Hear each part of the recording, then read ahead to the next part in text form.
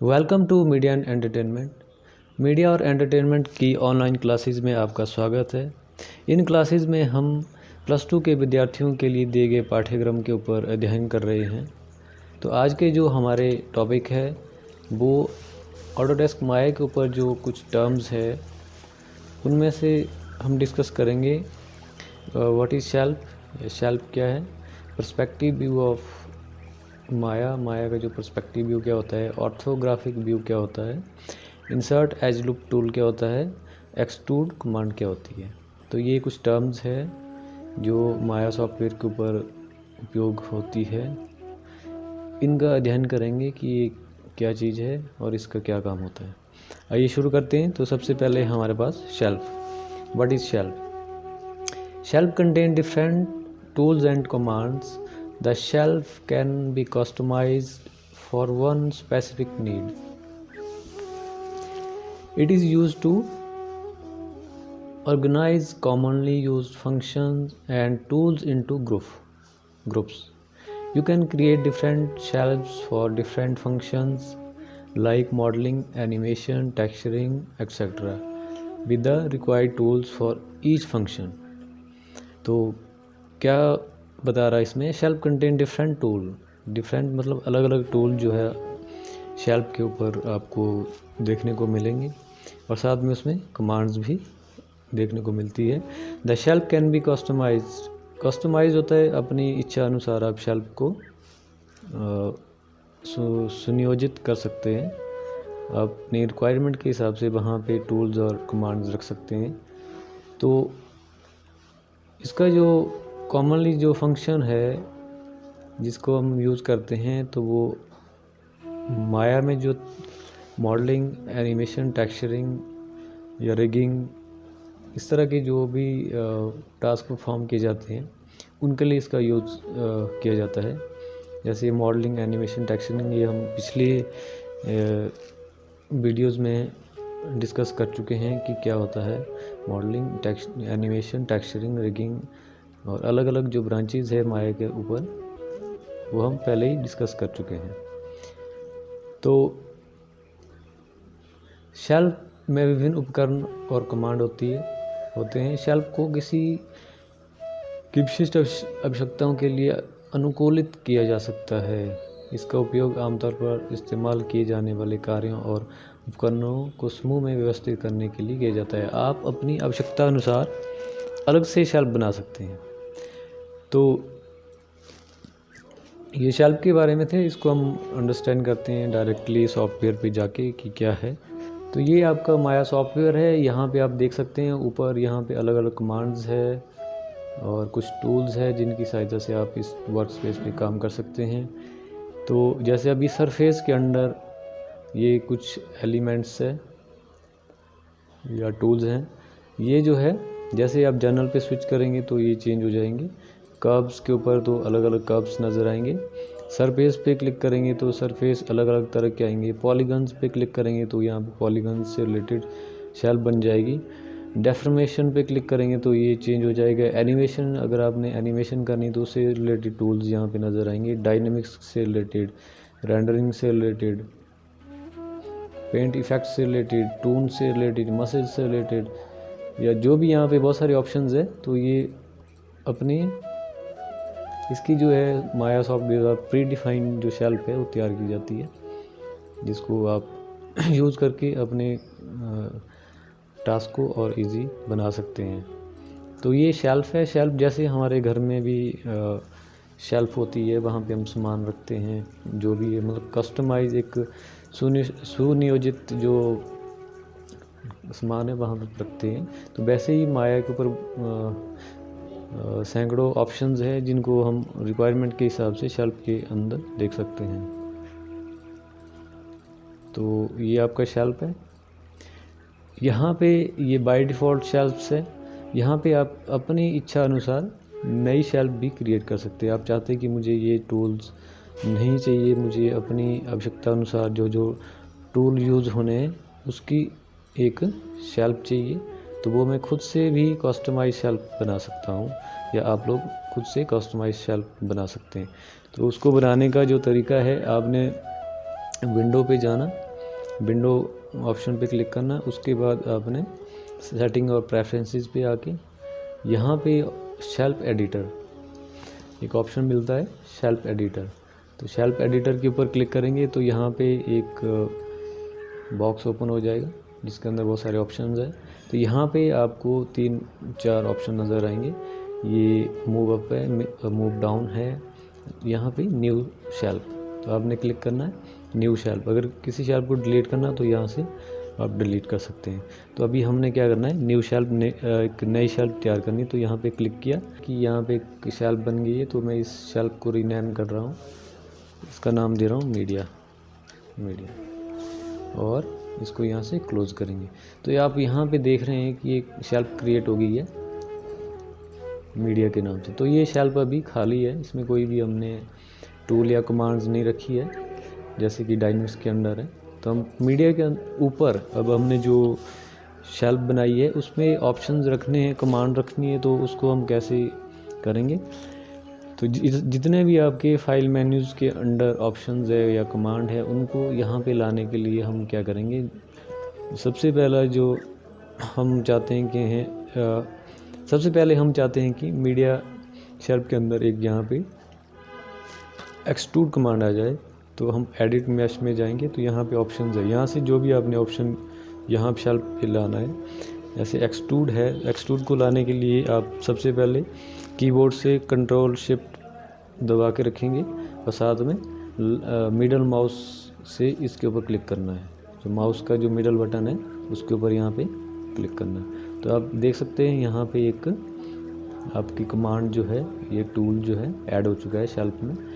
इसके बाद अगर आप और भी कोई कमांड लेना चाहते हैं जैसे इंसर्ट एज लूप टूल है, तो वही प्रोसीजर है, कंट्रोल शिफ्ट प्रेस किया और माउस से मिडल माउस बटन क्लिक।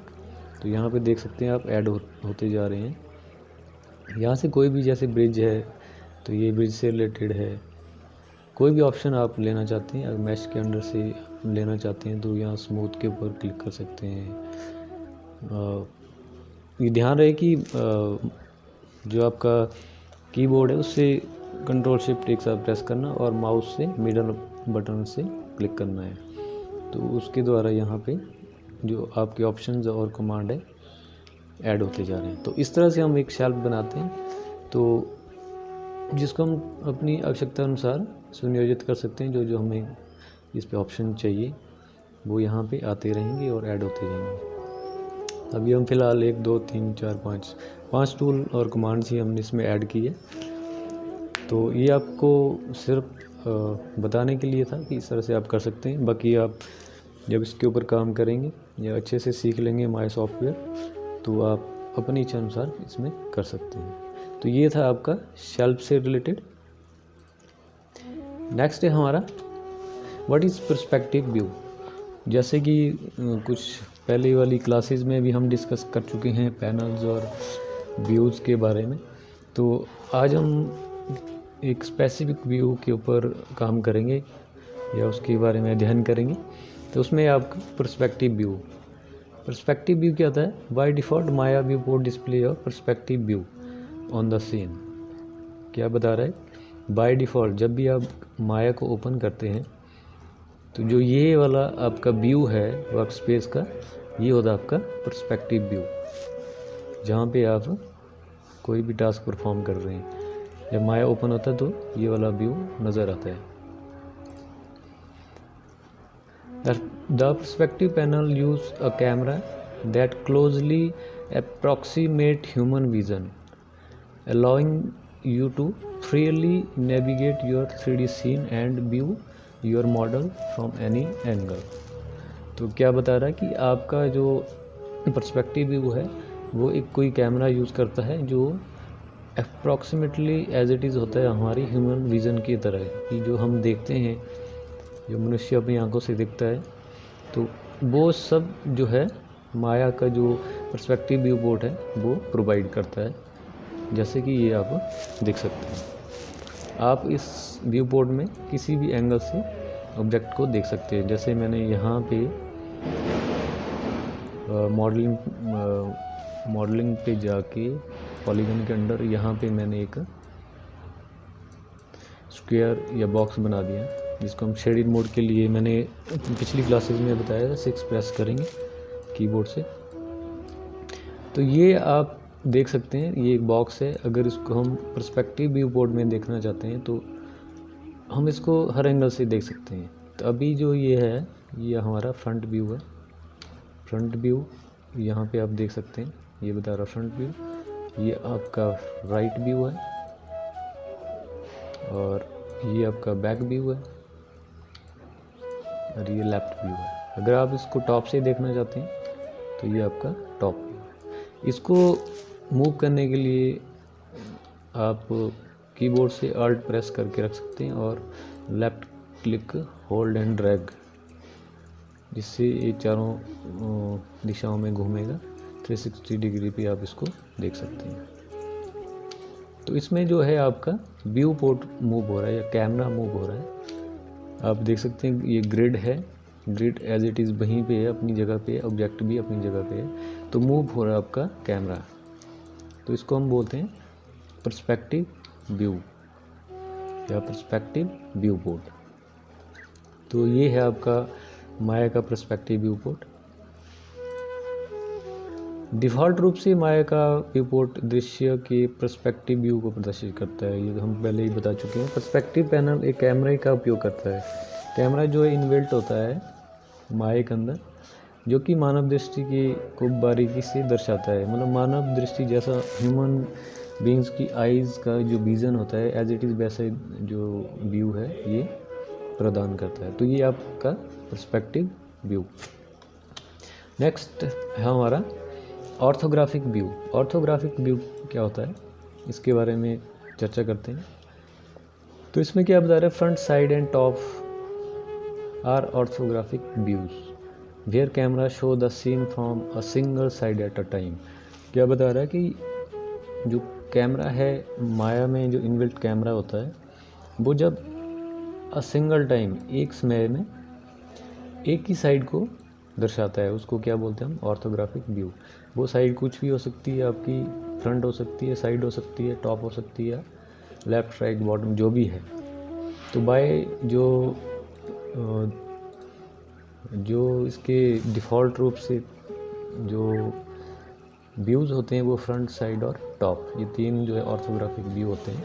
बाकी जो है पर्सपेक्टिव व्यू में आपके सारे व्यूज़ नज़र आते हैं। तो इसको हम अंडरस्टैंड करते हैं कैसे इसको करना है। तो ये आपका माया है, सॉफ्टवेयर यहाँ पे हमने बना लिया। सबसे पहले हम इस बॉक्स के ऊपर कुछ कलर डाल देते हैं। मान लो हमने ये फेस सेलेक्ट किया, फेस मोड पे गए, फेस सेलेक्ट किया और विंडो पे जाके रेंडर एडिटर और हाइपर शेडर के ऊपर क्लिक करेंगे। हाइपर शेडर से आप इस पर कोई मटेरियल डाल सकते हैं। मैं यहाँ पे लैम्बर्ट यूज़ कर रहा हूँ और तो ये लैम्बर्ट बन गया है। उसके बाद मैंने फेस सेलेक्ट किया और इसको असाइन कर दिया इसके, और मैंने ये फेस सेलेक्ट किया और यहाँ से एक लैम्बर्ट और बना दिया। तो ये मैंने इस पे असाइन कर दिया। तो अभी कुछ नहीं हो रहा क्योंकि आपकी जो बॉक्स है उसका कलर भी सेम है और यहाँ का कलर भी सेम है। तो इसको चेंज करने के लिए हम यहाँ पे इसके ऊपर डबल क्लिक करेंगे तो इससे संबंधित प्रॉपर्टी यहाँ पे आपको नज़र आ जाएगी। तो एट्रीब्यूट्स जो है कलर के, अभी कलर यहाँ से आप चेंज कर सकते हो। तो यहाँ पे जो कलर दे रहा हूँ तो यहाँ पे भी वो कलर आपको नज़र आएगा। अब ये हमारा येलो ही ठीक है, तो हम येलो रखेंगे। और जो हमने दूसरा लैम्बर्ट बनाया था, लैम्बर्ट 2, इसको आप रीनेम भी कर सकते हैं अपने रिक्वायरमेंट के हिसाब से। तो लैम्बर्ट 2 पे क्लिक करेंगे डबल क्लिक, तो इससे रिलेटेड प्रॉपर्टी आ जाएगी। इसको मैं रेड कर लेता हूँ। तो आप देख सकते हैं आपके, क्लोज कर दो। इसको हम बाद में डिस्कस करेंगे प्रॉपरली क्या है, लेकिन अभी हम अंडरस्टैंड करेंगे जो ऑर्थोग्राफिक व्यू क्या होता है। तो आप यहाँ पे देख सकते हैं अभी हमारा पर्सपेक्टिव व्यू पोर्ट है। तो जो बैक साइड है वो आपकी रेड कलर की है बॉक्स की, और जो फ्रंट साइड है वो येलो कलर की है। तो अब आपने ऑर्थोग्राफिक व्यू से देखना है, तो हम क्या करेंगे, कीबोर्ड से space bar press and hold करेंगे और यहाँ पे जाएंगे, इसको यहाँ पे बता रहा है कौन सी व्यू पे जाना है आपने, मान लो फ्रंट पे जा रहे हैं, तो ये फ्रंट व्यू से दिखा रहा है। अब जो ऑब्जेक्ट है वो आपका ह्यूमन आइज जैसे देखते हैं वैसे मूव नहीं होगा, ये आपका 360 डिग्री पे मूव नहीं होगा, क्योंकि ये जो है ऑर्थोग्राफिक व्यू में सिंपल कोई एक साइड या एक व्यू को प्रदर्शित करता है। तो ये फ्रंट व्यू है, तो यहाँ पे सिर्फ फ्रंट ही नज़र आएगा। अब हमने स्विच करना है इसको दूसरे व्यू पे, तो स्पेस बार दबाया और यहाँ से आप जा सकते हैं राइट व्यू पे, देख सकते हैं राइट व्यू पे ये कलर है। फिर से आप देख सकते हैं बैक व्यू पे, बैक से ये रेड है। तो ऑर्थोग्राफिक व्यू क्या होता है, वो एट अ टाइम एक समय में एक ही व्यू को प्रदर्शित करता है, दिखाता है। अब वापिस हम जाते हैं पर्सपेक्टिव व्यू पे। तो पर्सपेक्टिव व्यू पे आप देख सकते हैं पूरा ऑब्जेक्ट नज़र आएगा, जबकि ऑर्थोग्राफिक व्यू में आपका सिंपल वन साइडेड या एक व्यू पोर्ट नज़र आएगा। तो ये था आपका इसका ऑर्थोग्राफिक व्यू। नेक्स्ट है हमारा insert edge loop tool. Insert edge loop tool क्या होती है, इसके बारे में हम डिस्कस करेंगे। Insert edge loop tool puts an edge loop parallel to the edge loop below. क्या बोल रहा है कि जो पहले से एक एज जो हमारे ऑब्जेक्ट के ऊपर होती है उससे पैरेलल एक दूसरी एज वहाँ पे डाल देता है। जैसे आपका ये बॉक्स है, अभी इसमें जो है यहाँ पे पूरा एक फेस नज़र आ रहा है, 1 2 3 4 5 6 साइड है।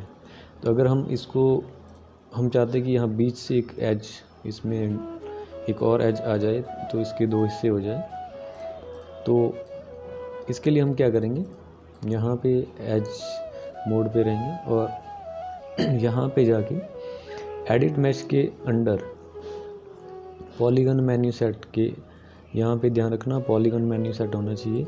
अगर कोई और मेन्यू सेट होगा तो यहाँ पे एडिट मैश नज़र नहीं आएगा। तो यहाँ पे आपने क्या करना है, पॉलीगन, क्योंकि पॉलीगन है तो काम इसी के ऊपर हो रहा है। यहाँ पे जाएंगे एडिट मैश और यहाँ पे आता है आपका इंसर्ट एज लूप टूल। ये इंसर्ट एज लूप टूल, इसके ऊपर क्लिक करेंगे तो ये इस तरह का कोई एरो सा आपके पॉइंटर का बन जाएगा। अब जहाँ पे आपने एज डालनी है आप वहाँ पे क्लिक कर सकते हैं इस तरह से। लेफ़्ट क्लिक प्रेस कर एंड होल्ड करके रखना। आप चाहते हैं कि बिल्कुल सेंटर में आए तो आप सेंटर में डाल सकते हैं। तो ये आप देख सकते हैं कि इसके जो है दो अलग अलग पार्ट्स होगी। तो इंसर्ट एज लूप टूल जो है हर एक हिस्से में मतलब राउंड चारों तरफ ये एक एज डाल देगा। उसके बाद अगर आप चाहते हैं यहाँ पे डालनी है, अगर यहाँ पे डालनी, जहाँ भी आप चाहते हैं कि इसके इतने हिस्से हो जाए, तो इसमें क्या होगा, फेस आपके इंक्रीज़ होते रहेंगे इस तरह से। इस साइड डालने हैं तो इस साइड भी डाल सकते हैं आप। लाइन के ऊपर क्लिक करना है एज, इस तरह से। तो आप देख सकते हैं जो पहले जो बॉक्स था अब वो कई सारे फेसेस में डिवाइड हो चुका है। तो अगर आप इसमें फेस को सिलेक्ट करना चाहते हैं, पहले क्या होता था पूरा फेस सिलेक्ट होता था, अब जो है छोटे छोटे फेस इसके बन गए हैं। तो आप फेस को सिलेक्ट करके शेप को मॉडिफाई कर सकते हैं इस तरह से।